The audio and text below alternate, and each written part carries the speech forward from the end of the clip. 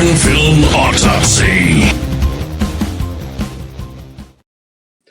Two things. First, we've got to add your name to that title. Sifu Santa, Phat Samurai, and DJ. Yeah, like the small script, like and right. the little guy down here. A little caricature of you doing this, pointing at it. Yeah, like pointing at you two guys. Yeah, there's good. Yeah. So I am DJ Anubis. This is the Middle Time Radio podcast, but filling in for the mighty Phat Samurai Guy. It is me doing Action Film Autopsy, episode 38, with the mighty Master Sifu himself, author Rick Meyers. Thank you again for allowing me to be a part of this with you guys. I enjoy it so much. Thank you for being a part of it. And by the way, the second thing I was going to say, I love every time I watch that opening, which I love. I want that to be, my representative everywhere. When you call me on the phone, I want that to play. But I noticed something new every time I watch it, and this time I noticed that in it's the John Woo movie with Chow Yun-fat in the shootout in the hospital. Is that Hard Boiled? That's Hard Boiled, right? Yep. But I just noticed for the first time that when Tony Leung takes out his 245s or his 2 9mm and shoots at the other guys, he's shooting them in the crotch. He's shooting both of them in the crotch. I mean, the camera's right there. You can see him pointing. He's not pointing up. He's pointing down. Now, that's wise of him because, I've been involved in productions where if somebody, of course, my dear friend was involved in a television series where the leading actor killed himself by pointing a blank gun at his own head and pulling the trigger. And so, blanks are not safe. So the fact that Tony was pointing down, I said, well, that's a very good idea. But at the same time, it shows what a sadist your character is because you're shooting your, you might live, but you're not going to want to live after I shoot you. Right. So anyway, that's our introduction. And we've got quite a packed, May was quite a packed month. This is the May Action Film Autopsy. It was originally scheduled for May 31st, but then we delayed it to now. And so, I'm already running. I'm looking forward to seeing all the June stuff. But let's talk about the May stuff because was it not bad? Not bad. Our May stuff. And I didn't really have time to put it in a really good order, but I think we're sort of starting on streaming and TV. And we're starting with still the best entertainment at this point. Pretty much everyone in the world of entertainment has agreed that Netflix is the king. Netflix is the emperor. Netflix is whatever you want to call it.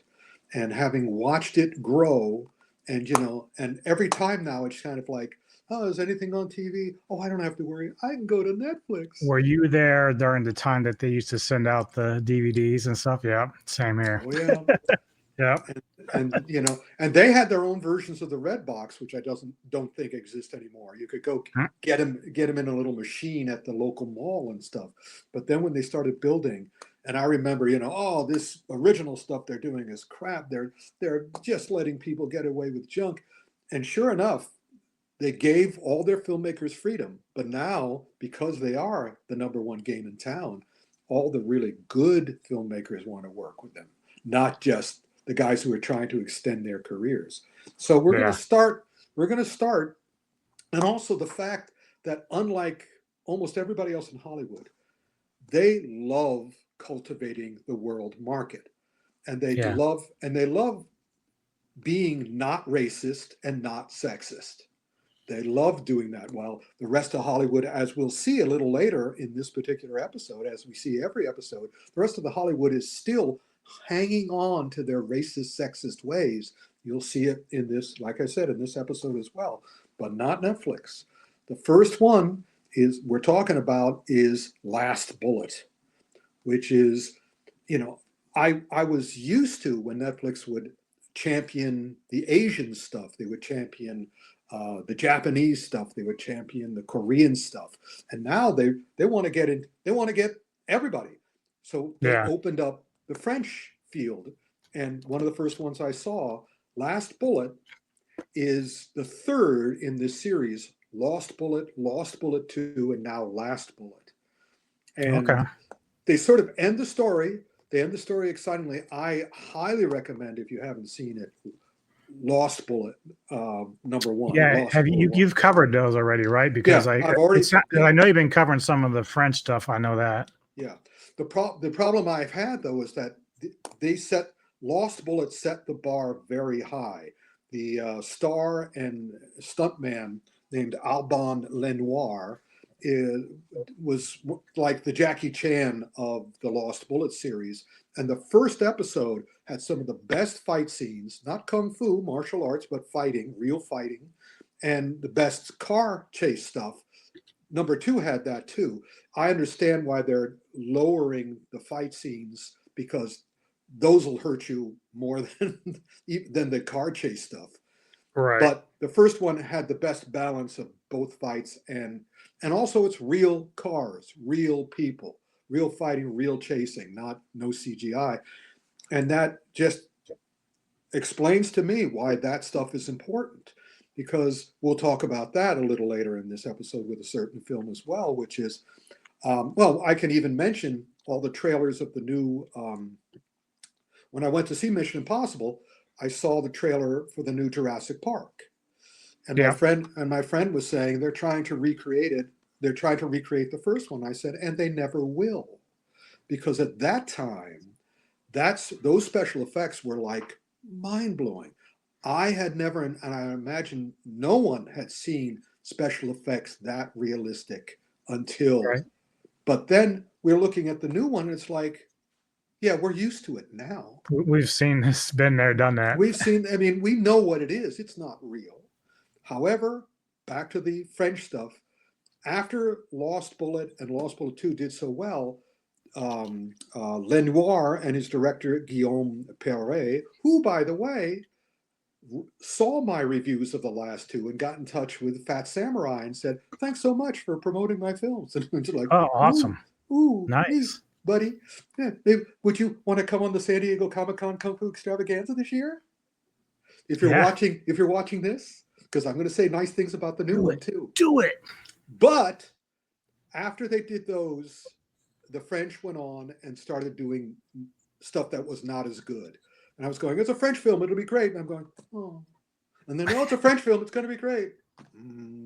It's a French film, it's going to be great. Come on. I mean, they had the balls to remake, again, since I'm old, I forget shit now. But the Sorcerer, William Friedkin did his version of it called The Wages of Fear, a very famous French film, one of the greats of all time, one of the great suspense movies of all time. And these guys remade that. And they remade that terribly, really bad job.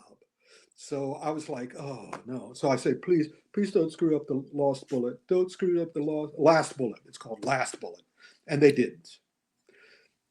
The only thing is, the first two had a sense of humor, had a sense of wit, had a sense of energy.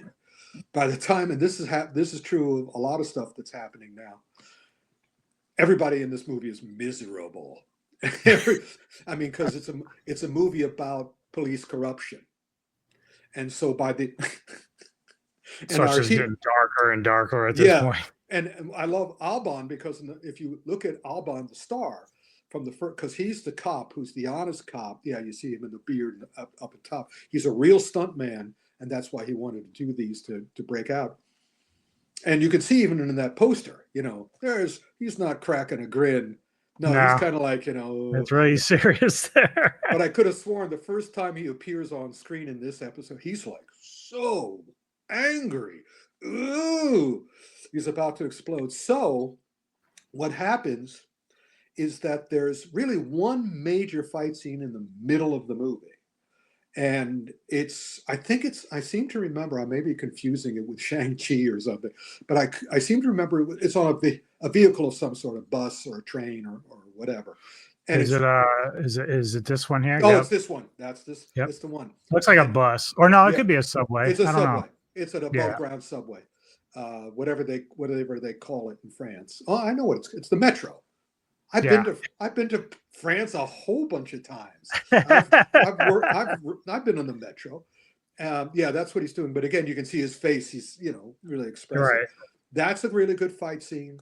Although it's more grand because the great things about the fight scenes in the original Lost Bullet was they would take place in the back seats of cars, and very, very tight, really nice choreography. Yeah. So what they do mostly with this movie is, again, like another movie we'll talk about. Geez, so many repetitious things in May. The car chases. It's not really even car chases. It's car crashes. It's car stunts. And again, it's all real. Do you have that picture of the? Because at the end he builds a truck, which is designed to wipe out everything. I thought I sent you that picture. Let me go look real quick. But you keep talking. I will keep talking. But it's very entertaining. It's very strong. I'm hoping that they use this as a way to change, but keep doing special stuff. Don't do stuff for the sake of doing stuff. You guys have a reputation now, with me at any rate, so don't disappoint me. Yeah, I don't see the one with the truck. Okay, I thought I sent it. No big deal. You guys can look it up. I'm pretty sure it's on their IMDb page or whatever. But you pretty much recommend it. Anyway. Oh yeah, I'll give you a sneak preview of our ratings at the end. Mm-hmm. Okay. Next on Netflix, what do you have? What do you have next on Netflix? I have The Sniper, The Last Stand. I was going to move that, but that's okay because Asterix, The Big Fight. Do you want to go with that one first? Let's go with that one because that's okay. It made no sense. I realized when I changed that Asterix is also French. Oh wow! Okay. Asterix is probably one of Asterix and Tintin are the two most famous comic book characters in France, and the French, like the Japanese, they consider their comics to be literature, unlike America, where a majority of people are going, "Oh, this is crap for you idiots." But in Japan, of course, it's called manga. In China, it's called manhwa. In France, it's called the bande dessinée, the bande dessinée. And these guys are the most popular and famous. And since I'm trying to remember the first time I visited Paris, I think it was back when Pulp Fiction premiered, which was earlier, late 90s. And did you have a Royale with cheese that time? No. You know why? Because the French love their food as much as they love their comics. So I am not going to France to have McDonald's. Oh, no.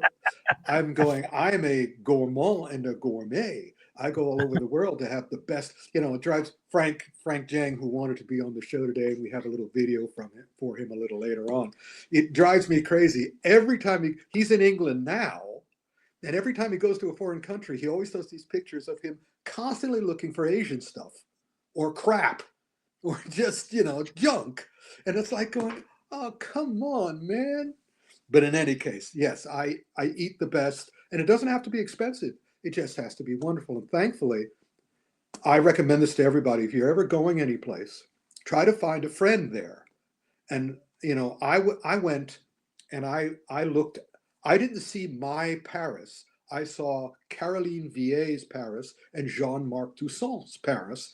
Their couple. He is a designer of video games and films and amusement park rides, and she's one of the top movies on media. She has her own show now. She has her own podcast, and so they brought me around. And so I got to see all the premieres and all that sort of stuff. But of course, she brought me to the best bande dessinée store that she know of. And I'm like, and I was having a very hard time deciding what shirt I was going to wear for today's show. Because I like that one. Well, and we both know why I'm wearing it. But I was thinking about maybe I'll do what I used to do at the beginning, where I would just layer my shirts. Take them off for each one. Take them off because I have an Asterix shirt.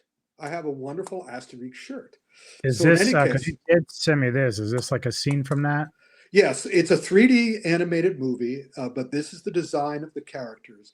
The story of Asterix is that he lives in a little village in in an area called Gaul, Gaul, and he's constantly and the Roman Empire, led by Julius Caesar, has taken over all of France except this little town, because they have a magic elixir who makes all their citizens super powered. And they have all these incredible fights, and this is a long series of bande dessinées, and this is based on an actual one of the bande dessinées. And this is not a movie, because there's been a lot of Asterix movies, but this is the first that I'm aware of. I bet it's not, but it's the first one I'm aware of. This is a limited series. It's a 5-episode series, and I think it was produced by Netflix. I don't think Netflix bought it.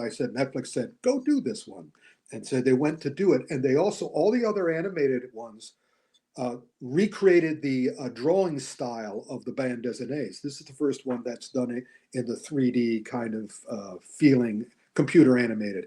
But the thing I loved about it, and one of the reasons I gave you that picture, is that they recreate the panels. What they'll do is they'll do it in motion, but then they'll have a freeze frame. And the freeze frame, paf. Paf. And it uses like all pow. in French. It's pow in French. Fap. But in any case, so it's a very entertaining show. It sticks. In the original story, Julius Caesar wasn't in it, but they put him into this one. So in a manner of speaking, they have improved upon it. So if you want to discover the wonderful world of Asterix and Obelisk, Obelisk is his very round friend. I can recommend this one. It's a delight. Now, let's go to, speaking of not quite delights, but Sniper: The Last Stand has something in common with Last Bullet. This is The Last Stand. That was The Last Bullet. This is the third in a series of sniper movies that are all on Netflix. And basically, this is not a great movie. This is not a bad movie. This is the very definition. This is not a time waster. This is a time filler. And if you guys have seen time wasters and time fillers, then you know the difference between that. Right. Much better to have a time filler than a time waster. So it is very professionally done. There's no huge stars in it, but they hold their own. It's well directed, and I didn't recognize the name of the director. So I checked it. The director is Danishka Esterhazy. What a great name. She turns out to be she. Wow. And she's Canadian, and she has one of the most interesting filmographies I've ever seen. In addition to a heartfelt feminist television series in Canada, she also made Slumber Party Massacre. Are we talking about the 80s? Yeah. Oh, wow. This is the same director. The same director. And she also made the Banana Splits movie, which was the horror movie based on the Banana Splits television show. Because again, they lost their copyright, so she was able to make a horror movie out of it. So she's got balls, this girl. This woman, she's got balls. And she does a nice job. But it is the very model of an okay movie. I mean, when I finished it, I said I didn't waste my time. I filled my time. But of course, it's not great. I'm not going to watch it again, but I'm gonna look out for her name, because she's a real good fast forward to the fights. A nice professional job. Okay, now off of Netflix, although I know we got a bunch of Netflix stuff coming up next month or this month, whenever we do it. Now we're on to Disney Plus.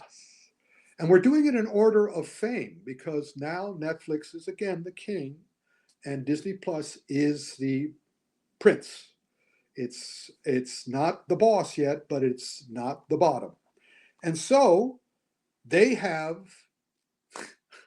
they have all this wonderful product. They have all these wonderful brands, and I have my own theory, which I've sort of trotted out on this show before about what happened, because once they were going great with both Marvel and Star Wars, and then they both screwed the pooch. They Yep. both did terrible, and I have a theory as to why that was, because they changed their CEO, and the CEO they hired, I believe, was a saboteur and did a wonderful job of tanking them. And so now what happens when a change like that happens in a big studio is it takes 1.5 years for them to be tanked, and it takes 1.5 years of them to claw their way out. And the problem with both Star Wars and Marvel is that once the pooch is screwed, it is very hard to unscrew the pooch. Yeah. Because now, I mean, once we get to the Thunderbolts, their biggest problem was that they were trying to save something that they're not in a position to save. We'll get into that, but we'll start with one of the few things that wasn't ruined in Star Wars. Whatever Dave Filoni touched is going to be responsible. It's going to be honorable. So he has a new series called Star Wars Tales of the Underworld, which is one of his animated shows, because that's how he started. He didn't start with live action. So he did Clone Wars, he did The Fallen Order, he did Bad Batch, he did Rebels. And so his stuff is dependable. And so if you saw any of those and you want to see any of this, you will not probably be disappointed, because he has a level of quality that he adheres to. However, and also he is strong enough not to make it seem redundant. It's not going to be one of these things where I roll my eyes and go, oh, I've seen this before. It's more like, oh, I have seen this before, and it was good then, and it's good now. It's familiar. And Right. I personally, as a person who've worked on Minions Rise of Gru and Kung Fu Panda and a bunch of other animated shows and a bunch of comic strips and comic books, I wish he would change his animation style. I understand that it's his trademark, but I find that, because again, in animation is two things. It's animation, how people move, which they do fine because they got the computers, but it's also design. And he has stuck to this design, to the way these guys look. I especially am annoyed by the hair, because he could show that picture again. The other one? Yeah, the picture. Gotcha. Look at the plastic hair. Yeah. Doesn't look real, and they can make it look incredibly real. They can make all of this look really. They could create a style, but that's what he's known for. Even so, that I'm going, I hope he will. If you're listening to Dave, if you're listening, make the hair like mine, would you? Come on, don't make it plastic. Pay tribute. You can grow. It's better, but it's still worthwhile. And speaking of Star Wars, fascinating to me. I've said for years, I was there at the premiere of the original Star Wars. I was in the second show in New York. I listened to the whole movie from outside of the Lowe's Astor Plaza main, and we heard it first, and it was like seeing it, like being blind people seeing it. And then we went in, and it was like, blew our minds, changed our lives.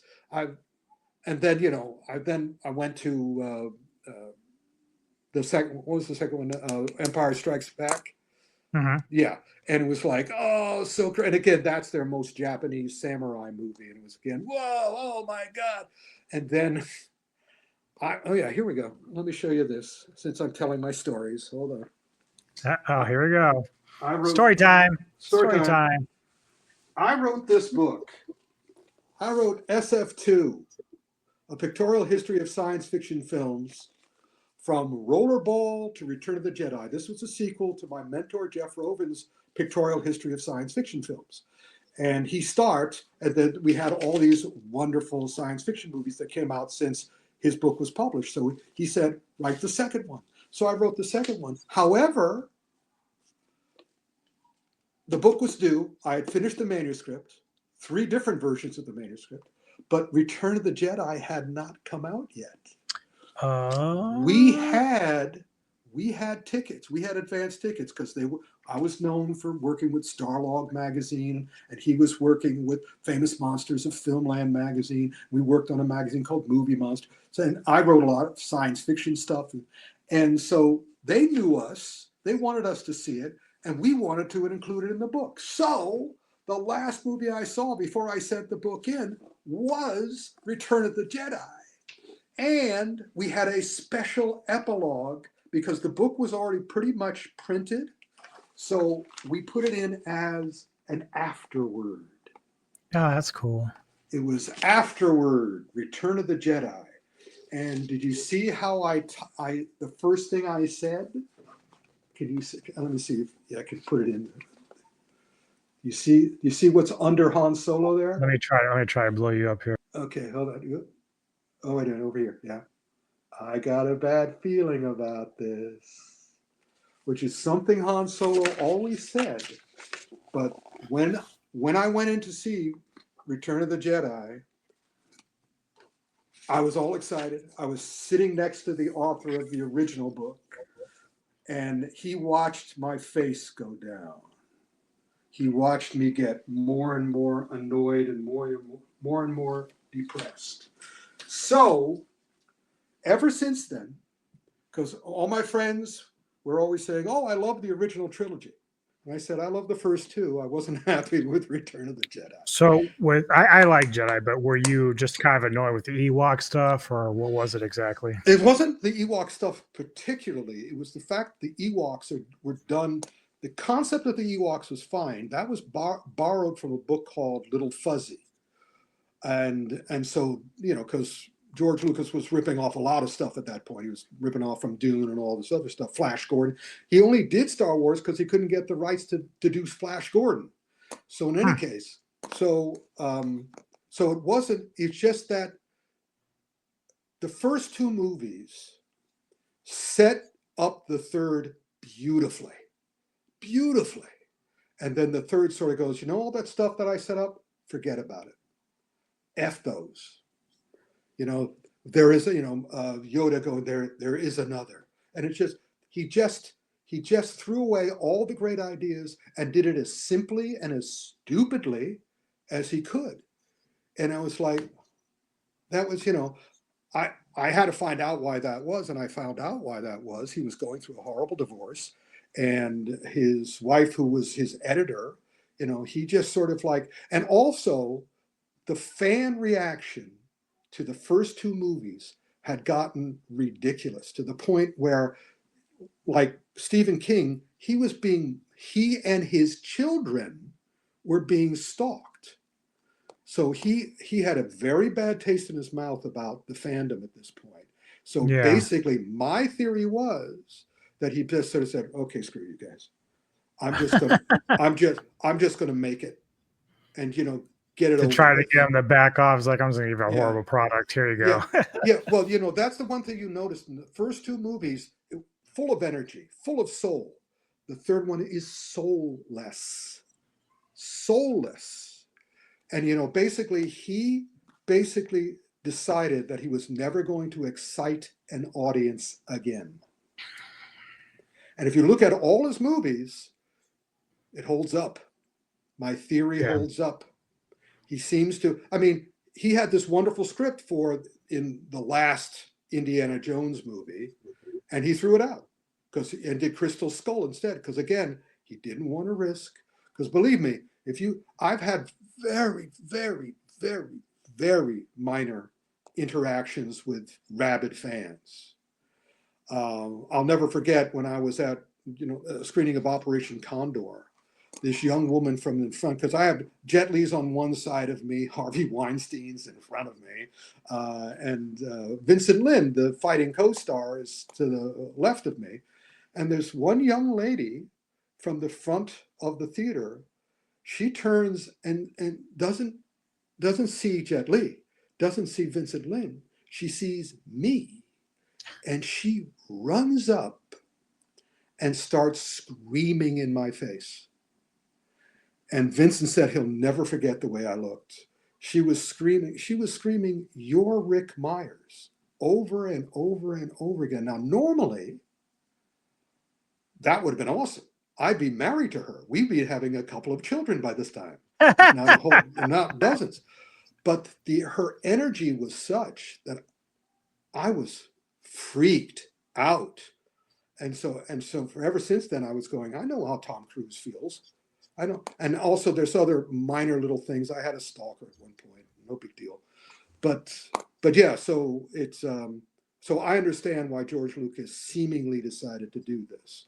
And again, that's proof. But the whole point I want to make here is there's one exception.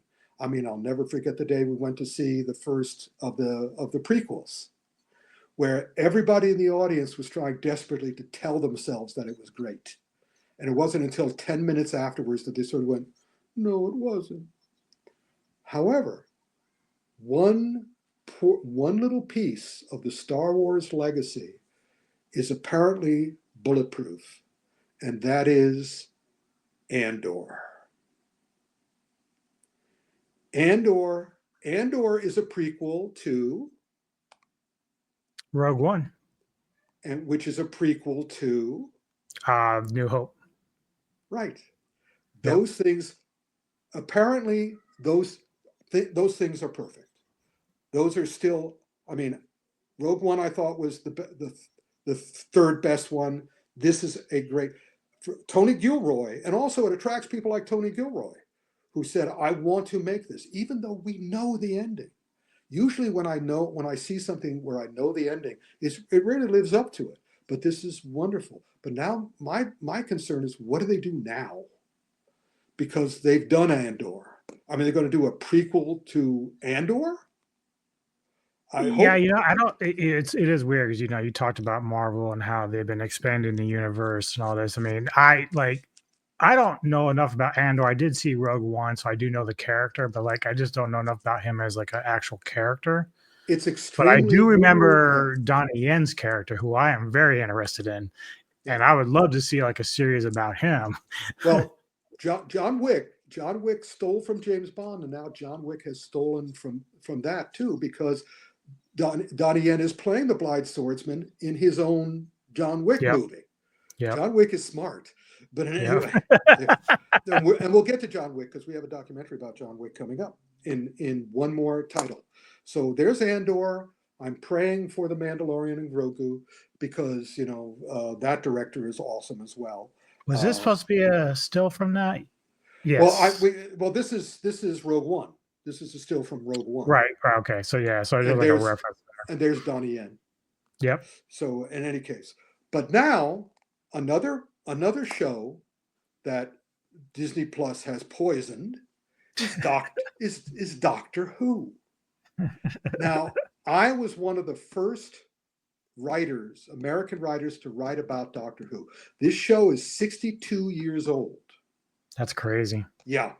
And only 9 years younger than me. And I loved it. I loved it when I first saw it. I have pictures of, from the third Doctor on. And then as soon as it hit, they had a female Doctor, and now they have a black Doctor. But now they don't have a black Doctor because they screwed the pooch. I cannot say that they sabotaged it on purpose. I'm going to say that a movie we talk about in a little bit, they do sabotage on purpose, but we'll get to that one. However, this one looks like it was sabotaged on purpose because the one before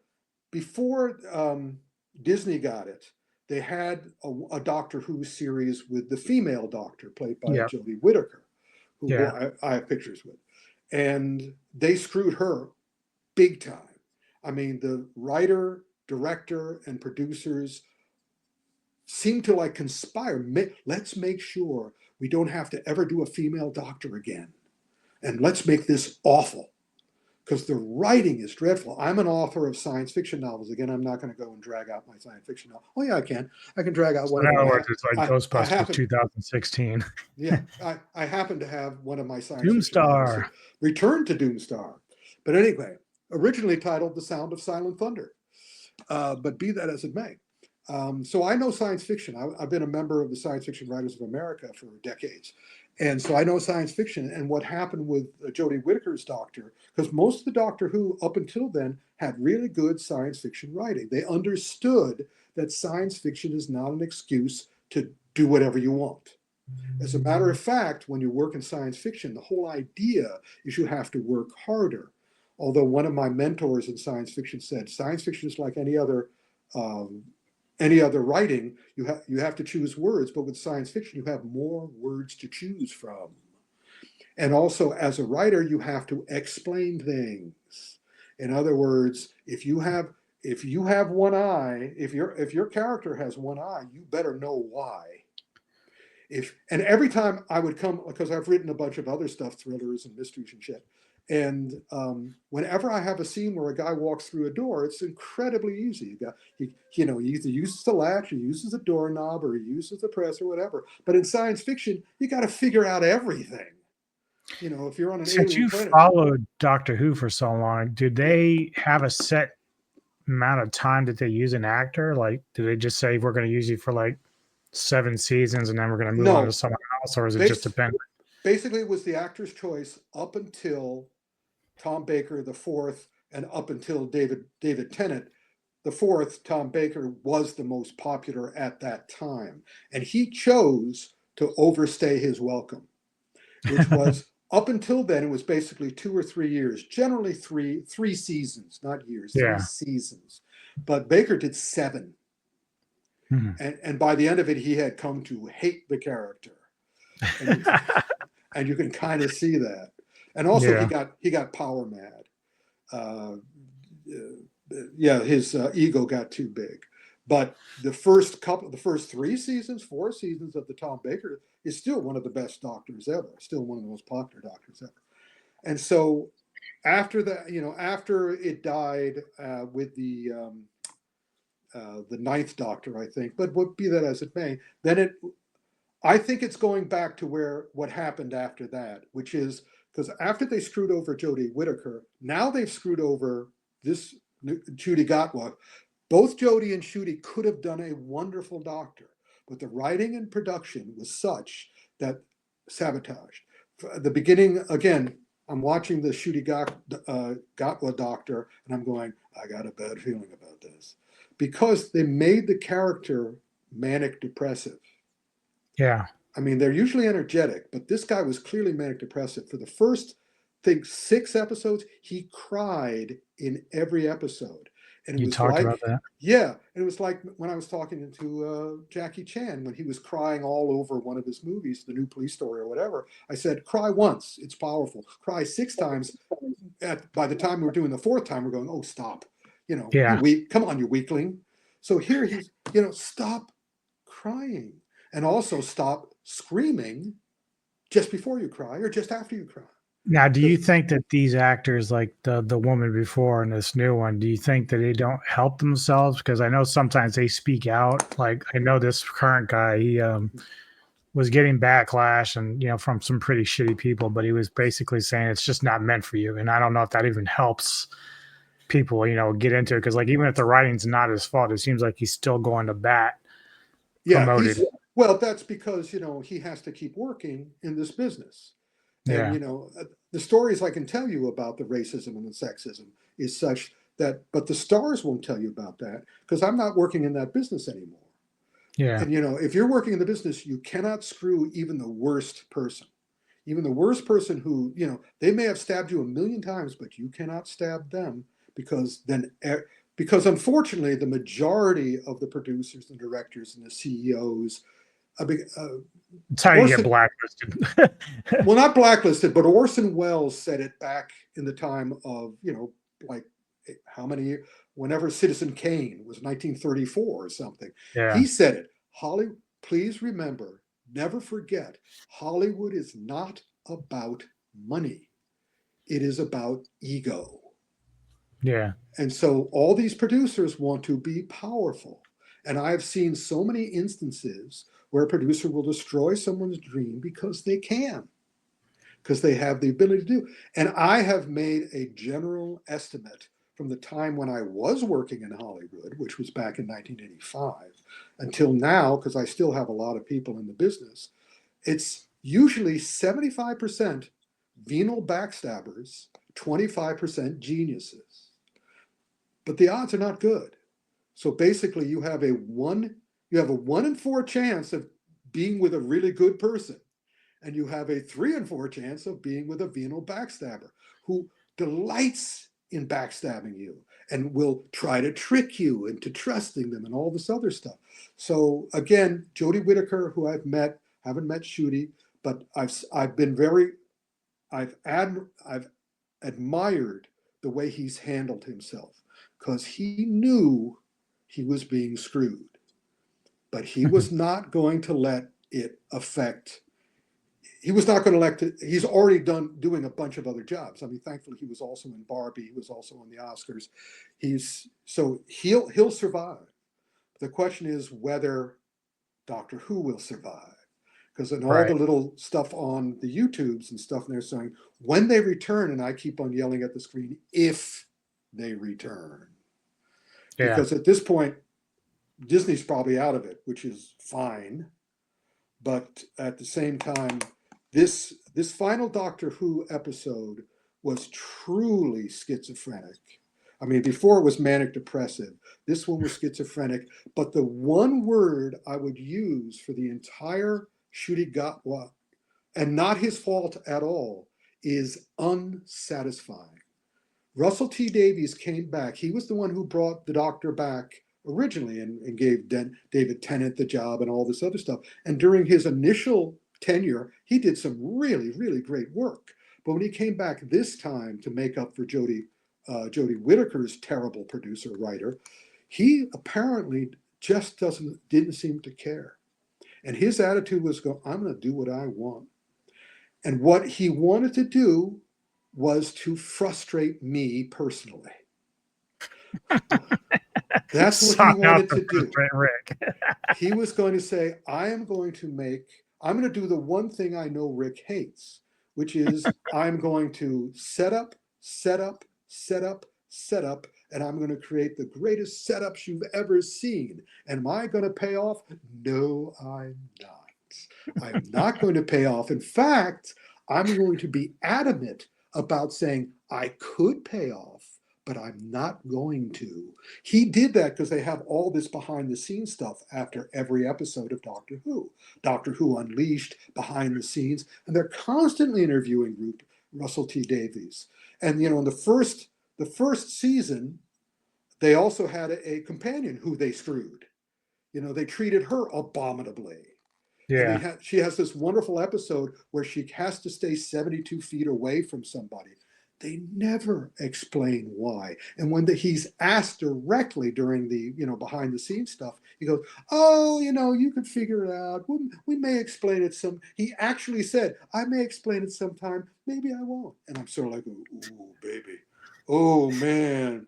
I know Kung Fu, I know Kung Fu. I can disrupt your energy. And this whole last episode was him sort of, but then we also found out that because they screwed the pooch and because Disney was not happy about it, Disney sort of said, it's over.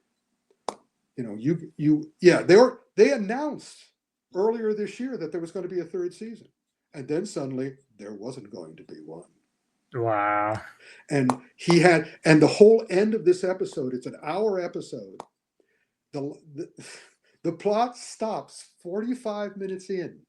They create this incredible villain, this amazing villain who goes back to the very start of the series. And he lasts 3 minutes on screen, maybe. And then the other secondary villain who they built up for the last episode and a half, before this big, huge, amazing, historic villain is dismissed, literally just dismissed. he takes the other villain and eats her. Oh my God. Just eats her, and then he's wiped away less than 3 minutes. Wow. And then the rest of the episode is them trying to set up the regeneration. It just made me so sad. Because, purposeful screwing yourself, purposely screwing your whole cast and crew. I mean, so sad. I'm hoping they're putting Doctor Who to bed. Because all the other Doctor Who stuff will keep going. I mean, the fan stuff will keep going, the books will keep going, the comics will keep going. But don't let these. Get a good writer, as usual. Yeah, come to me, people. Come to me. I'm a good science fiction writer. I know what science fiction is. So anyway, let's go on to Amazon, which is where I saw Wick is Pain. Is this on Prime, or do you have to pay to watch this? You have to pay. Might still do it. I love Wick. Well, then I can highly recommend that you do. It is a extraordinary documentary in that it started as a behind the scenes documentary on the first John Wick.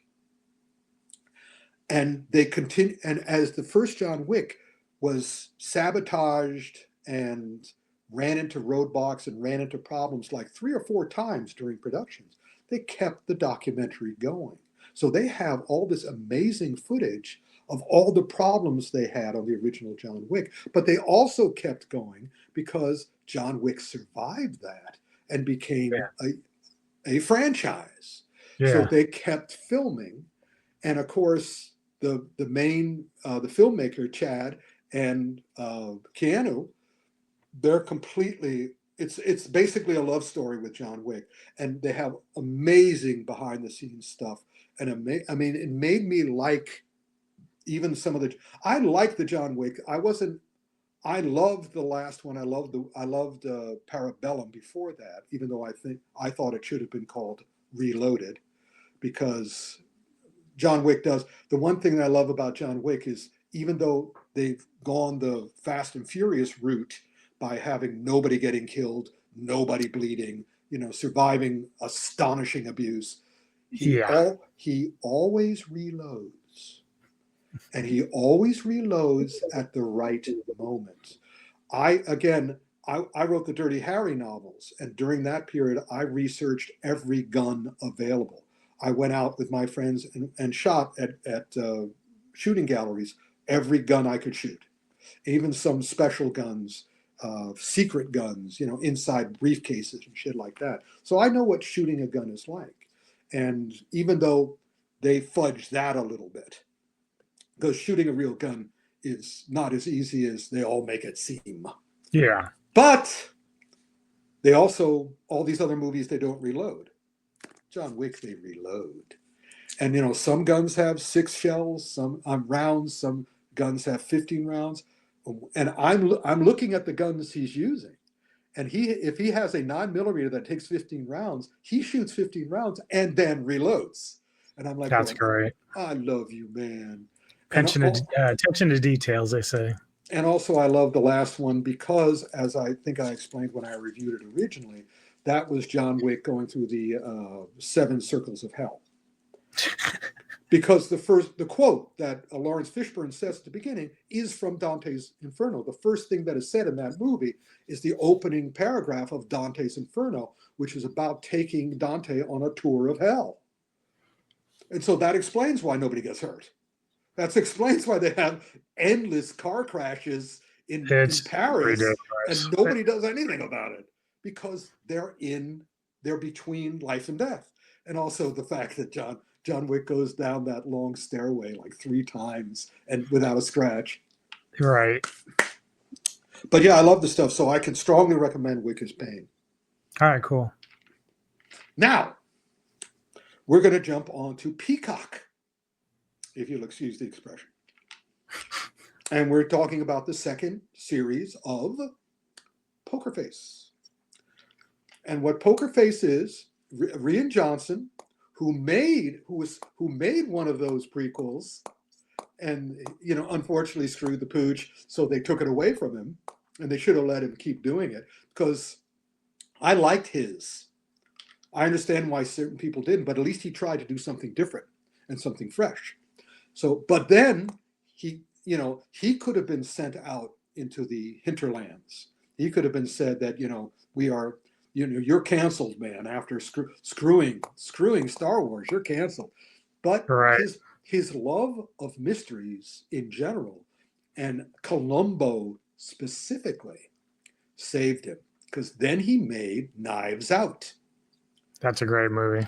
I like the second one too. Both of them are very good. And they're doing the third one now.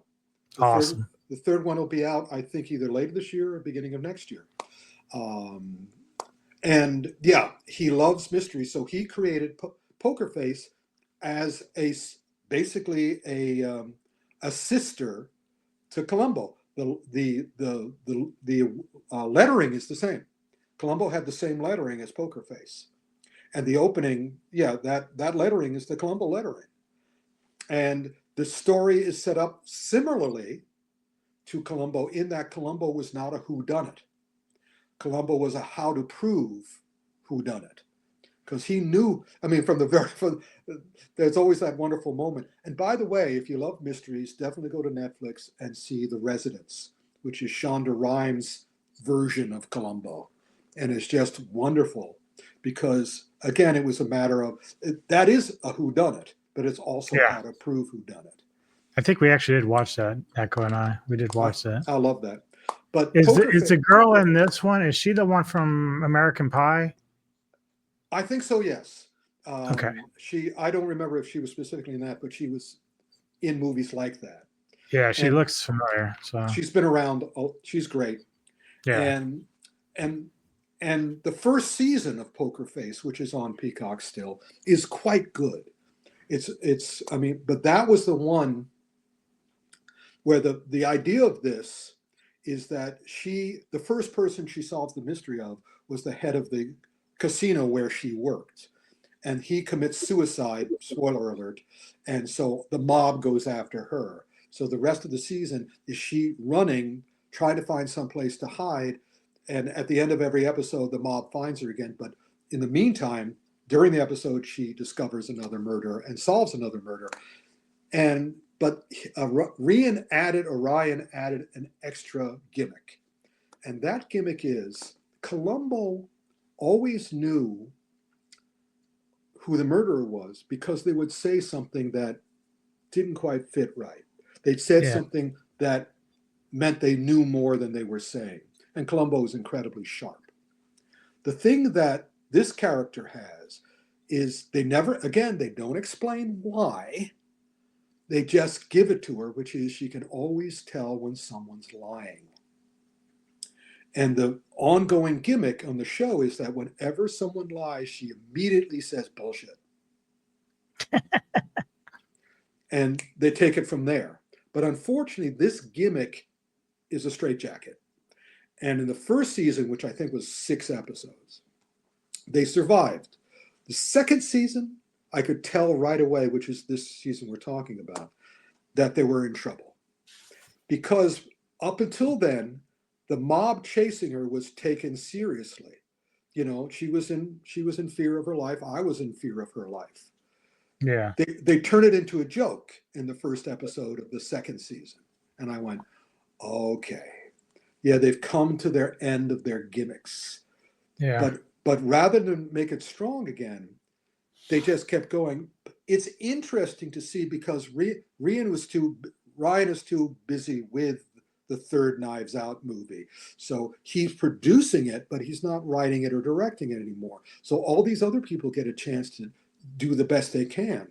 And the reason I wound up working as a special media consultant for Columbo in its last season was because the wonderful producers, Levinson and Link, who created Murchie Wrote and Columbo, and also are some of the most awarded TV writers of all time, they understood by the 7th season of Columbo, coming up with great mysteries is not easy.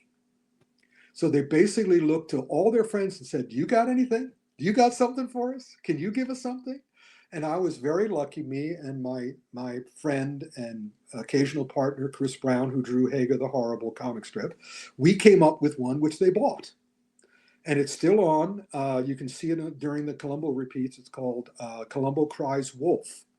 We're not credited, but Bill Link, the co-creator of the show, always in interviews said that my and Chris's gotcha, we called it the gotcha, is the third best in the entire series. And I went, oh. So I'm watching Poker Face and I'm going, oh, look at all you poor guys trying to come up with a mystery. Look at you trying to stay with the mystery. And the latest episode, I sort of went, okay, yeah, you lost it. You lost it. Yeah, because the ending of it I just was doing this. But I can strongly recommend the first season. And if you want to be a TV writer, especially if you want to be a mystery TV writer, watch the second season too and see if you could come up with better solutions than they did. Yeah, they had to have her. I would have had her hit on the head. One of the mob guys hits her on the head, and she loses the ability to know it magically when somebody's lying. So then she has to start using her other senses, whatever. Anyway, so that's that. Now, what do we got next? I think we've gotten The out theaters. Of television. We're into movie theaters now. Movie theaters. And what's the first one I suggested? Day of Reckoning. Oh yeah, Day of Reckoning. Oh yeah. You know what's going to sell me on this one, boy? The guy on the lower right. Is that That's Scott Adkins. Yep. My old buddy. He's been a guest at the San Diego Comic-Con Kung Fu Extravaganza for a couple of years, and he, like so many, other people who I'm blanking on the names of course, they're guarantees of a certain level of quality. He's not going to do a movie that sucks. Yeah. It may not be great. I mean, he still makes to make a living, but he has a level. I mean, Gerald Butler. Gerald Butler is another one of these guys who and Jason Statham. Yeah. I'm almost always guaranteed of a decent time. But you know what I love about Scott is that he hasn't really hit the high level like the big Statham, but he bleeds action. I love that he loves it so much that he doesn't mind doing it, no matter what level of like character it is or whatever. He just like bleeds it. And he doesn't, and he never undercuts it. He never goes low. He never takes it easy. He never slums. He's always in it. And so Day of Reckoning, it was directed by a guy named Sean Silva, who is mostly known for music videos and sports documentaries. And as such, I liked it. I mean, I could recommend Sniper, The Last Stand, and Day of Reckoning as a very entertaining, don't have to stare at it, just a relaxing double feature. If you're into badassery, if you're like Phat Samurai and you want some badassery, and you don't necessarily want to be staring at the screen the whole time, you don't want to do one of these viewings. You want to. Then that's a great double feature. Now, are you ready? I'm ready. Before you put up the poster, let me tell the audience, this is the movie that was egregiously, obviously sabotaged. Now put up the poster and try to guess why. Can you guess why? I should have gone to IMDb and checked the producers list, because usually I can spot certain producers. Right. There's certain producers who have done stuff and they are consistent in their sabotage. There's one producer who always cuts the shit out of all his action scenes. I mean, even after I've talked to the action directors and they said, we worked so hard in that scene and then we saw it and it was cut to shit. So I'm pretty sure this thing was sabotaged. I'll let you guess why, but it is painfully obvious. And it's the same thing with G20, which was last month we talked about. Is it how they're holding the weapons or the laser marks? No. Come on, look at the most obvious thing. I'm not sure. I must be missing Oh, it. well, that's good about you. Then you're a good person. You're not. Oh, is it because they're black? Is that Yes. I was trying not to go that route. Of course, you were trying not to go there. I was trying not to go there. But unfortunately, I've met these producers. I've been at cocktail parties. I've Oh, heard words that people aren't supposed to say anymore. And they say it like it's their favorite word. They roll it around their that's mouth and terrible. they spit it. Yes, it is terrible, especially since that is Kerry Washington and Omar Sy, who plays. Omar Sy is great. He was the new Lupin on Netflix. Never get off of Netflix, buddy. Stay on Netflix. Don't. I hope you were paid extremely well for them to sabotage your career, because man, it is painfully obvious. It's hard to ignore. It's like, but it is a good lesson. Both G20 and this is a good lesson to show you how they do it, how it is done. Frustrating. Very frustrating, especially since it should have been good. And also, Joe, I'm afraid of this. I have to check. Joe Carnahan directed it, or was listed as director, and I'm concerned that either Joe is active in the sabotage, or he is willing to let other sabotage to get more work. Because when he started, he was supposed to be the next big thing. He did Smokin' Aces, he did A-Team, but he has never quite taken off, and I'm not sure why. It could be any number of reasons, but the fact that he was involved in this, again, when I saw that he was the director, I went, uh-oh. Because again, you look at his filmography and, it's like, should have been good, was not. Yeah. So this was sad. However, it took a while for me to convince myself to go see this. But then I remembered seeing the one that was done 20 years ago, the last one up until now. And I went, I thought that was really good. So yeah, and I looked at the guys who made the movie, and they come from animation, they come from comedy, they come from unusual films, and I went, yeah. And then I heard from people, and I ran to the theater. Of all the movies we're talking about this issue, this month, this is the one you should see in a movie theater, because you want to see this with a crowd. Go ahead, put up the poster. I love this movie. That's great. This is the way they do Ren and Stimpy now? Imagine Roadrunner and Wile E. Coyote cartoons done in the style of Ren and Stimpy. Yeah. Did you see this? I have not, and I actually have a quick question for you. So obviously there's a big tribute to Tony Todd in that, and I really love that. But I started to wonder if some of the hype was just because of his passing. So the way you're talking makes it sound like the movie itself is really great. So I like that. It is great. It's a great movie theater experience, because in order for it to work perfect, I mean, I'll love it again when I see it on streaming. But I'm so happy I saw it in a movie theater, because this needs a crowd, because they set it up. Every single, there's a lot of death, and it's extremely bloody. But but of course, you know the story of Final Destination. The Final Destination is these people have cheated death, not the devil, death. Remember, people, devil and death are two different things. But be that as it may, so death. And death has a job. Yep. And they say they cheated death. They didn't really cheat death. It's partly death's fault too. They got away, and so he's coming to get them. But he's coming to get, apparently, the rule, and it's not in heaven and hell, because death is in his own world. It's the rule for the land of death is that once death loses them, he can't get them the same way.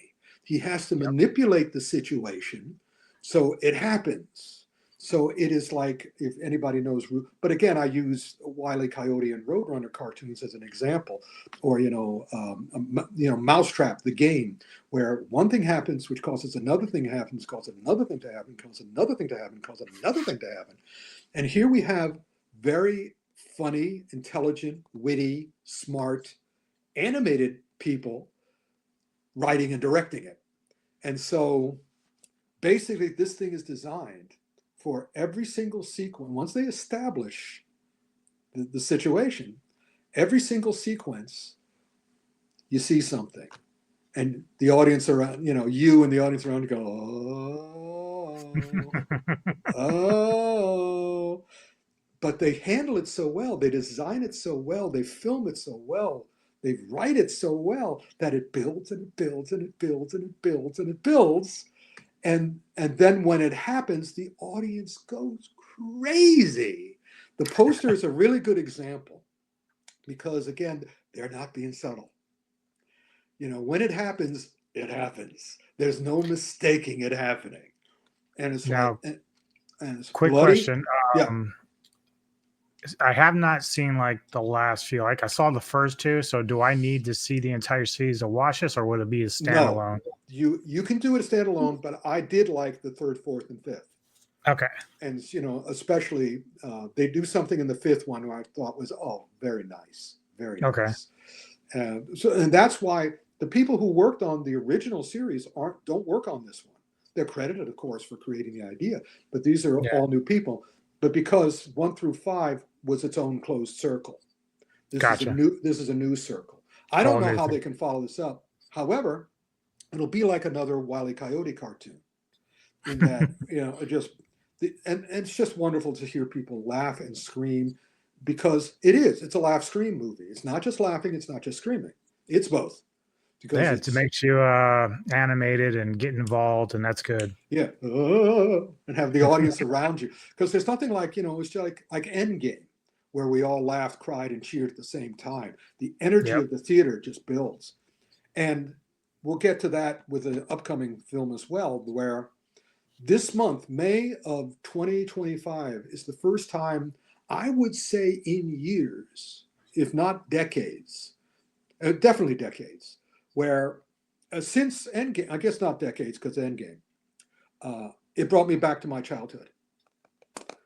Final Destination Bloodlines brought me back to my childhood. Another movie we're going to be talking about brought me back to my childhood. So I can't say it's decades because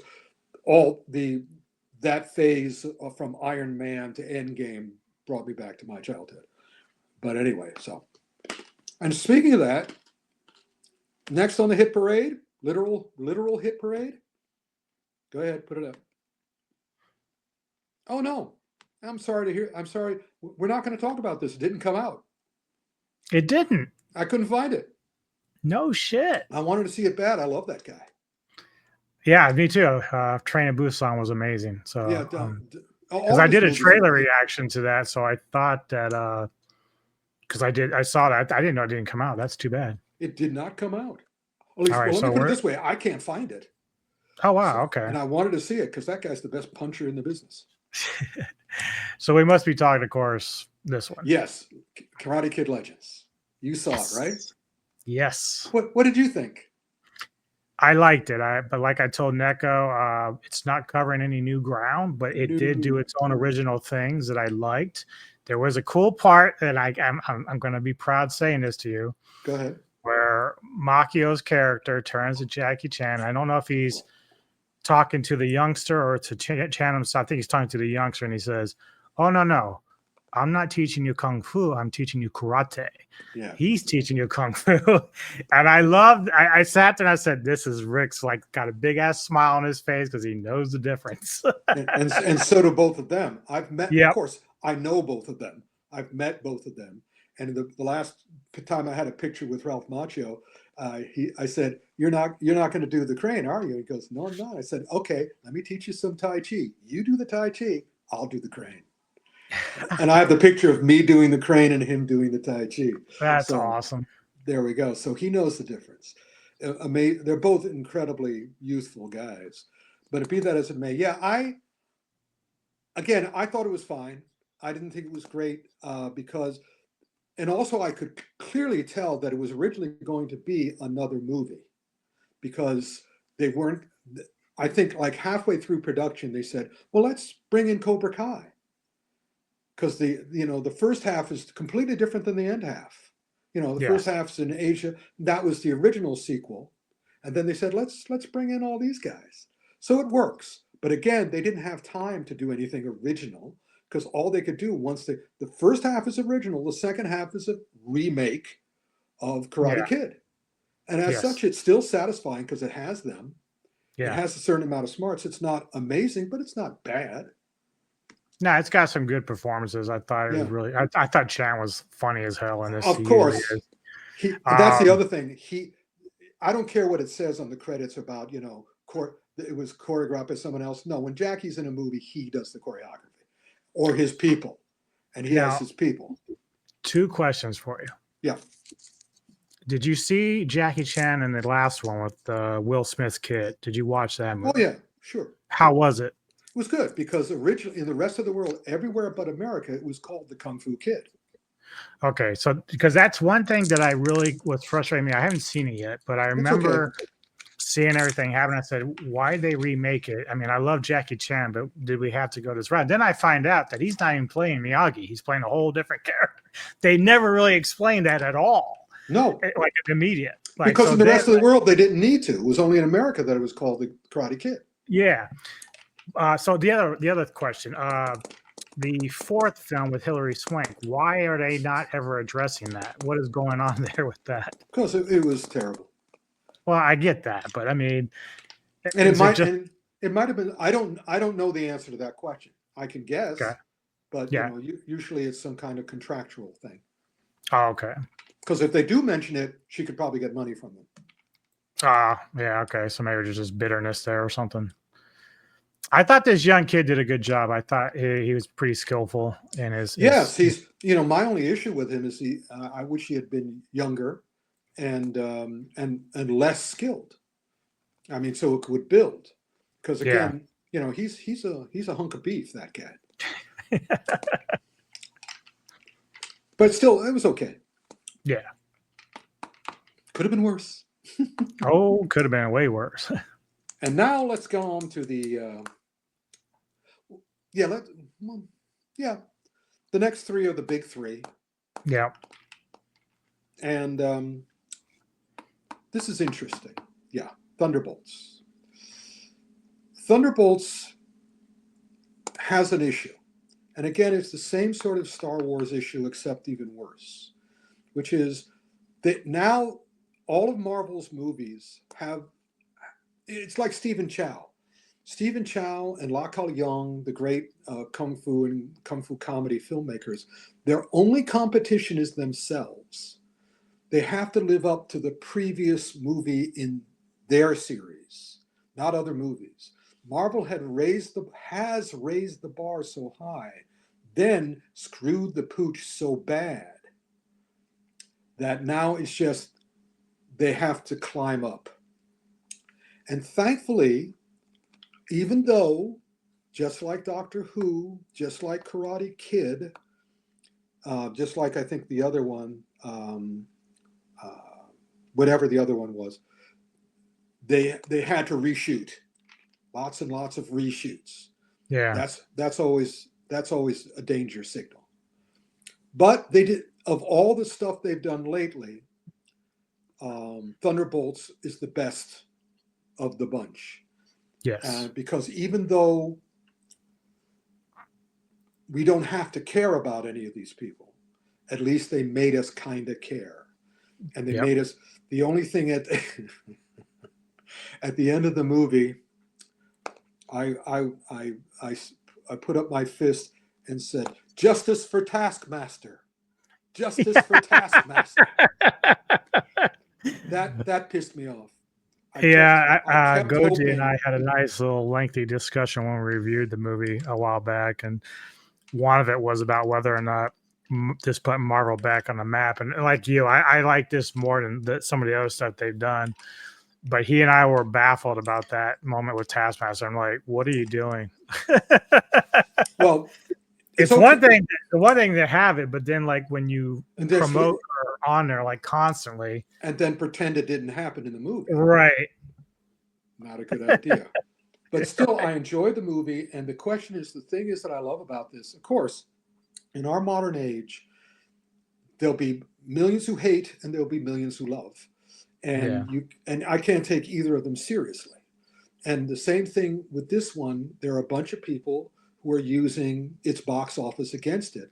But of course, Disney and Kevin Feige, they know the hill they have to climb. It is a very steep hill. And they're not looking at the numbers per se, they're looking at comparisons. And also the number that they're making lemonade, no question. However, the number that's most important to them is not the second week's box office, which fell off, I think, like 53 or 58%. That's not good. But the percentage of good reviews, Right. which is the opposite. Yeah. The reviews are not universally, but close to great. So that's a good sign. There's a good, and now we just have to fingers crossed for Fantastic Four because the haters are going after that now. Yeah. And I'm going after Superman, but that's okay. We'll get to that at the end because everything I watch of Superman, I'm going, why is his face so dead?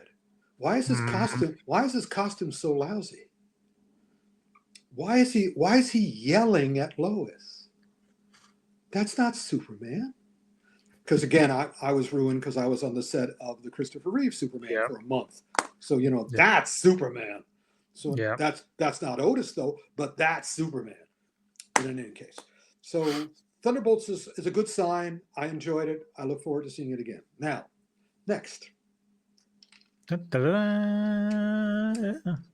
heard a lot about this before I went to see it, and so I came in getting what I expected, and so that first half, but thankfully I was prepared.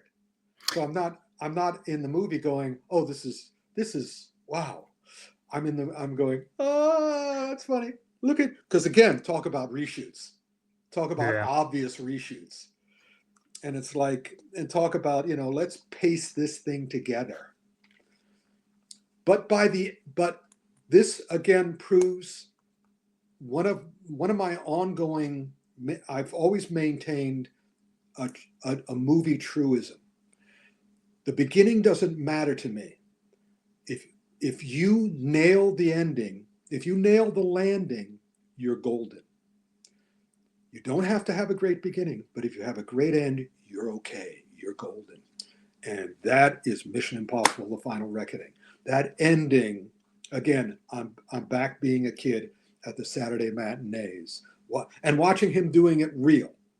Unlike the previous one, where again, they kept on talking about his great stunts, but when the stunts finally got onto the screen, you couldn't tell because they were using CGI to cover the fact that he was on a big ramp.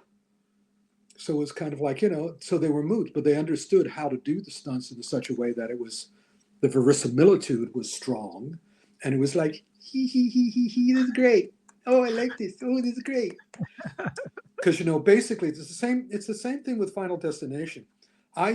If I forget about the plot or the holes in the plot, that means I'm excited by the movie because Final Destination is kind of like, guys, you're definitely being stalked by death, but you know what that means, right?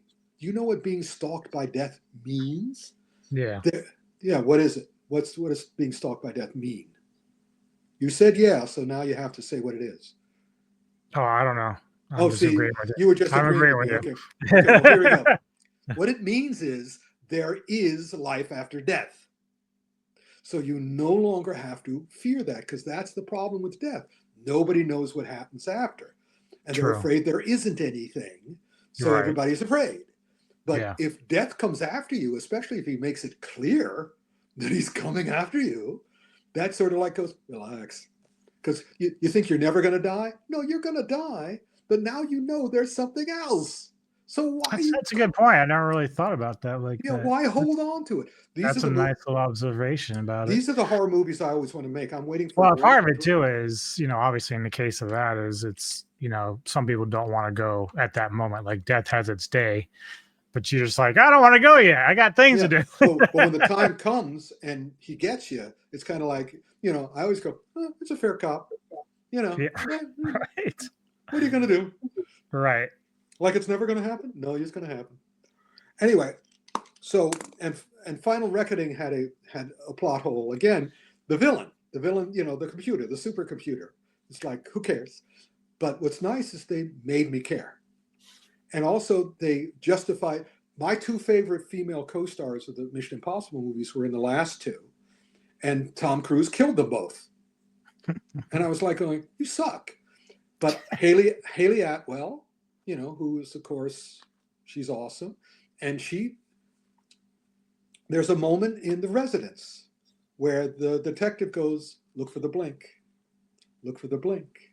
And there's something that Haley Atwell has to do in this movie, which has to be done in the speed of a blink. And I went, look for the blink. And sure enough, there it was. And she pulled it off. I'd love to know that she did it without any enhancement in the editing room. Because, that was a thrill. You see, him on the plane was pretty damn cool. But them doing the blink was like nice. I was just like, oh, my heart is full. Speak to your heart, yeah. I am in love. So that was fun. The beginning is, as long as you know that the beginning is just a mess, and and just there's like 45 minutes of exposition. And in order to cut up the exposition, one guy does it, then another guy does it, then the girl does it, then another guy does it. And each shot is slightly it's like, I swear they probably filmed those scenes with all those actors in completely different places, even though they're all supposed to be in the same room. Because the way they shoot them, they're never together in the shot. And I was just going, oh, these guys, hopefully they had fun. Hopefully they were going, oh no, we're in trouble. Yeah, I think the only thing for me is before I watch this one, I'll have to go back and watch the first part because it's been a while. So I know some of it. But No. Don't see the first part. First part is the first number 6 or number whatever the number was. The prequel to this. It's the worst mission, without question, the worst Mission Impossible movie. Well, but do I need to refresh myself with the story? Or? No. That's why it's 3 hours long. They do it for me. Yeah. Okay. Matter of fact, they also rip the other thing that I almost forgot. They rip off James Bond in this one. They ripped off James Bond in the last one. After all the time saying they've improved on James Bond, and now Mission Impossible, Ethan Hunt, he's the new James Bond. In the last one, they rip off James Bond, and they sort of, oh, now you're ripping off James Bond. So in this one, they do the same. They do the same thing. In the last one, they ripped off For Your Eyes Only, the whole chase scene in the Renault in the French countryside. In the last one, that's what they did. And in this one, they did No Time to Die. In fact, I found out that apparently Tom Cruise, Ethan Hunt, was supposed to die in this one. They were going to do the same thing as No Time to Die. So they do the other thing that No Time to Die does. And I sort of go, oh, guys, stop ripping off James Bond. And again, he's off of a plane. He was off of a plane in the 5th one, and that was amazing. That was a big plane. These were little planes. So I forgave that because they were great sequences. But here, I didn't quite forgive ripping off. But I did forgive it. But I wasn't, come on, don't rip off James Bond. At least you didn't die.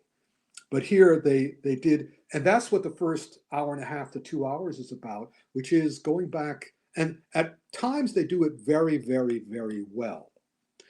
What they do is they go back to every single Mission Impossible movie, and they show how it all led to this, how they all connected, which is what they tried to do in No Time to Die, which is, I am the architect of your pain, Mr. Bond. Except they completely screwed it up. This one, they go way out of their way with all these flashbacks to show you, he was there. And somebody from the first movie has a predominant role in this one, and he's a great actor, and he does a wonderful job. And that's the other thing that thrilled me about this movie and made me very happy. He gave this movie, Tom Cruise did not give this movie its soul. That actor, that guy from the first movie, gives this movie its soul. And I sort of went, so I was happy. Nice. Now let's finish the last one quickly, because it's not really an action film. Do we want to do Frank's review now or Oh after? yeah, there we go. I forgot all about that. Yeah, go for it. Frank. All right, well, Frank here's wanted Mr. to be, Frank. Yeah, Frank wanted to be here, but he's in England. So if only we could get in touch with Frank. Frank, where are you?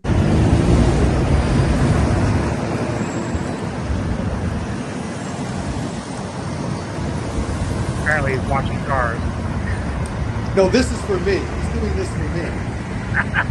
Because I'll tell you why. Because these last couple of video reviews, I was always complaining because he would always have the dullest looking background. He would be in a diner. Hello, Frank Jang here, the commentary piece. I'm here in beautiful Edinburgh, Scotland, where I'm in the UK for my annual kind of like a vacation trip. So I'm here to talk about Mission Impossible: The Final Reckoning. This is obviously the conclusion to Mission Impossible: Dead Reckoning. The film picked up right where the last film ended, and so it took quite a while for the film to really kind of take off. The first hour and a half, is all exposition, and it's a lot of reminder from previous films. So if you're a fan of the series, you already know much of the story, and so that gets kind of really heavy-handed.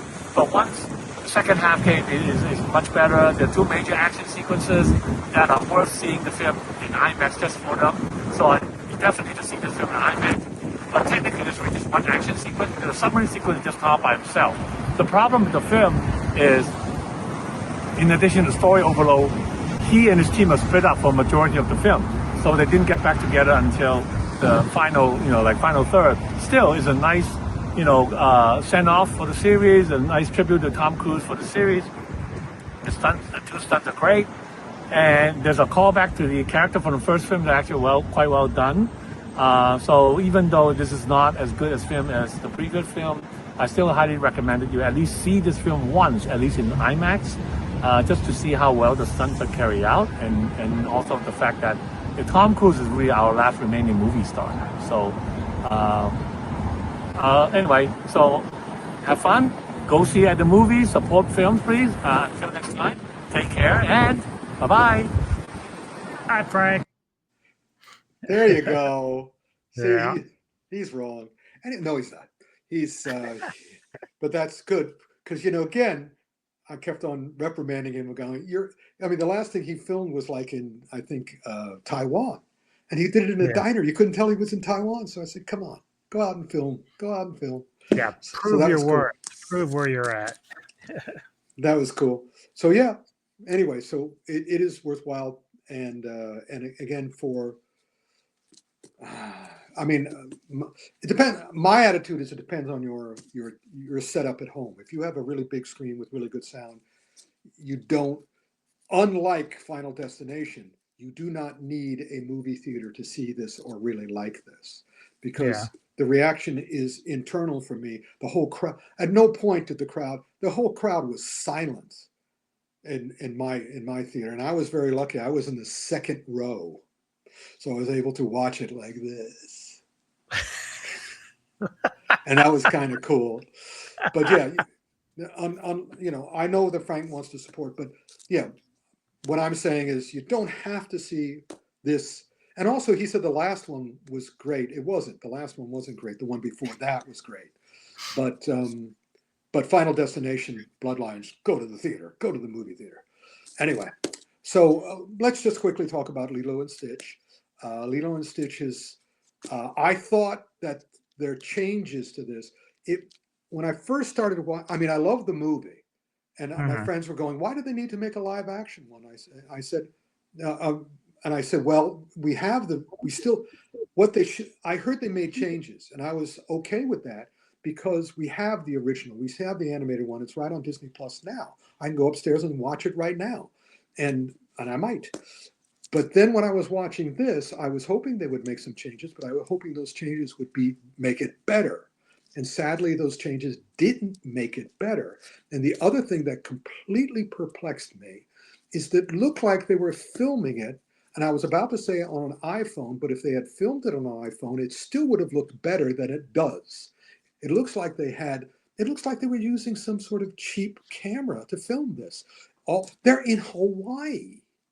And it looks like they're in, an alley in New Jersey. And it was like, everything's muddy and it's very confusing to me. Yeah. And also everything should have been looked like the animated movie except live action. And they just made an unfortunate decision, but they don't have to worry about it. It made $200 million in its first 2 weeks. So more power to Wow. them. Yeah, they did a good job then. I mean, At least got the money. Mission Impossible made $77 million its first week. Lilo and Stitch live action made $183 million. Animation does like really well. Like it's really crazy just how well. Like it doesn't really matter what it is usually. They just animation. No, well, it wasn't true of Snow White. Well, you're talking about the live action one? Yeah, well, I'm talking about the live action Lilo and Stitch. No, I'm talking about just animation in general. Like usually an animated movie will do pretty well. No. A good animated movie. Oh yeah. I'm the pro. I wrote a book on that. Bro, yeah. I've seen more of that than you have. Believe me. True. During the sabotage period of Disney, they made a couple of animated movies which boggled my mind, and they failed because they weren't good. Raya and the Last Dragon was okay, so it did okay. But have you ever heard of a movie called Strange Days? Not Strange Days. What's it called? What is it called? I think you're right. I know what you're talking about. I'm pretty sure I've heard of it. Strange. No, I guess I'm just kind of referring more to like the more famous. Yeah, the more like the movie you worked on with the Minions and stuff, like people stuff that people recognize is usually doing pretty well. Yeah, but if it's like Mona or something like that, Moana. It's Moana. Sorry. But the one thing that will always make a movie succeed is not its subject matter. It's not its technical. It's if it's good. Mm-hmm. If it's satisfying, if the audience likes it. And you can tell that because then they go tell their friends and they come back and they make it a hit. But unlike the new Lilo and Stitch and what was the Minecraft. Yeah. Those make their money in the first week before people seen it. But then the second week they drop off precipitously because it's not a good movie. But unless it's like good word of mouth or stuff like that. But neither of those had that. Really? Minecraft didn't do better after that? I thought it did all right. No, it did all right, but it didn't do better because all the fans came to it, and also everybody wanted to see that scene where they could trash the theater when it, and Lilo and Stitch didn't do better the second week. Oh, but okay. Because people are so hungry for good movies, if it's the right subject matter, but still the key to success is make a good movie. Yeah. Is that so hard? And as a matter of fact, I'm going to answer my same question. Yes, it is. Yeah. It's very hard because there are 75% of your crew. That's the problem. That's why I left Hollywood. I was working in movies and television in 1985, and I left to come back and work on my books because I knew that no matter what project I worked on, 75% of everyone I had to work with was out to sabotage me, was out to make sure I did not succeed. And there were people who felt it was their job. And they would do, it's about ego. So what was wonderful about coming home and working on books and magazines and this, it's like, I know that you're not out to sabotage me. Phat Samurai's not out. Frank is definitely out to sabotage me. But I'm out to sabotage him too. But in any case, so yeah, I'd rather do stuff to get, because I've learned that just the old Final Destination thing, we all get to go. The trick is to to go like Captain Kirk, who said that was fun. Yeah. We all have the same ending. The trick is to have all the fun you can up until the end. And the fact that you've made wrote a best-selling book. I wrote 4 best-selling bits, but not under my name. And the fact that you made a hit movie, the fact that you have all these awards, believe me, as Robin Williams could tell you, doesn't help. What helps is for you to be happy and to do whatever you need to do to be truly happy. And you'll know the difference in your brain, the difference between Star Wars and The Empire Strikes Back. Yes. No, those were the good ones. Return of the Jedi. Sorry. Yeah, I was going to say it's Star like Wars, Star Wars. Yeah, that's the difference. Yeah, Empire Strikes Back was good. So anyway, but enough. I'm at 2 hours yet. No, I'm not 2 hours. Okay. Nah, we're only like an hour 40, but we're doing good. Yeah. So rating time. Oh yeah, let's do it. I think All you right. can guess. You can do it. I'll just go down the list here. So we'll start with this is it, I think. Make sure last bullet. Yay! Last bullet. Thumbs up. All right.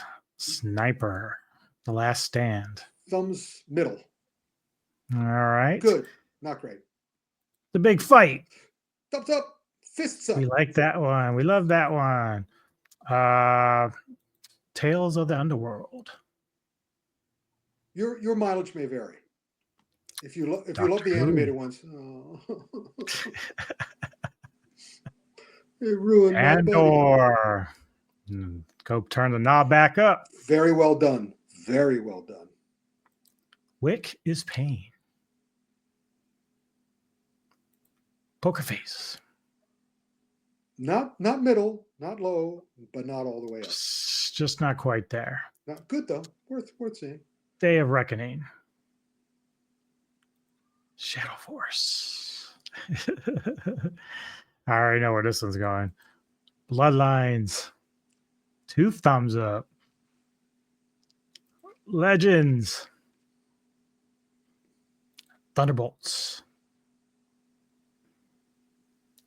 Final Reckoning.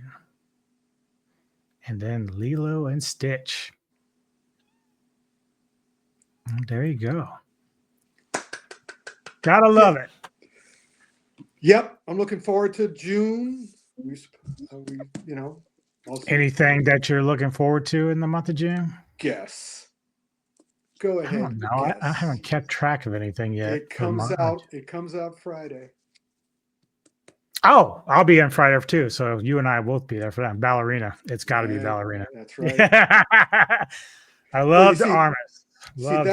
That's the big difference. Again, Wick takes Dharma should have played her character from No Time to Die. Her sequence in No Time to Die was the best thing in the entire movie. And if I had been the James Bond people, they should have signed her up immediately for a series of movies. But they screwed the pooch, and Wick said, "Come on over here." Yep. And just like they did, there was Donnie Yen in Rogue One. It's like, they should have signed him up for a vote. No, they screwed the pooch. Come over here. I don't know how you missed that. That's like so obvious because I remember a lot of people talking about his character, and even before who knew who he was, right? They were like, "This guy's really good. I like this." The blind swordsman, Jedi. Yep, like source. So in any case, do you have anything coming up for yourself that you're doing?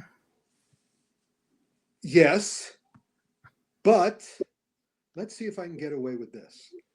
But I can't talk about it until the end of June, beginning of July. Okay. But that's and certain other people involved in this podcast are also working with me on this thing. Awesome. So I guess I'll find out at the end of June. Yeah, let's see when we schedule the action film autopsy for June. For me, Wednesday, my Ghouls and Midnight pick with Tony of the Dead is going to be The Witchmaker from 1969. We'll be reviewing that film. And then Friday, we just discussed, I have plans to go see Ballerina. I'm excited for that film. I love the whole spinoffs. I can't wait for Donnie Yen spinoff. And then also on Kevin Lambert's channel for Into the Darkness, we're covering the Texas Chainsaw Massacre franchise. So first 4 films, we'll get to the other 4 later, but that's pretty much what I've got on the burner. But as always, people, please, please, please. You want a piece of me? You want a piece of me? You want a piece of me? Oh, you want a piece of me? You want a piece of me? You want a piece of me? You got it! Get a piece of Rick. Funny you should mention that. I got another PayPal today. So you guys are getting up and getting a piece of me. Thank you. Yes, please. This guy's amazing. Amazing amount of knowledge. Cool gentleman. Sifu, Kung Fu Santa, all sorts of things wrapped up into one guy. Love him to death. Again, thank you much for having me a part of this with you and doing these. I always love listening to your opinions and your viewpoints on these films and your deeper knowledge of them. You said you love me to death. Are you my final destination? I am the shadow. Ah! All right. Thanks, everyone. Please like and subscribe. And again, I do hope that Samurai and everything's working out with his personal life. He'll be back to handle the things, and I'll just kind of be in the background like I usually am. But thanks again, everybody. And we'll see you next time on Action Film Autopsy. You see me for you.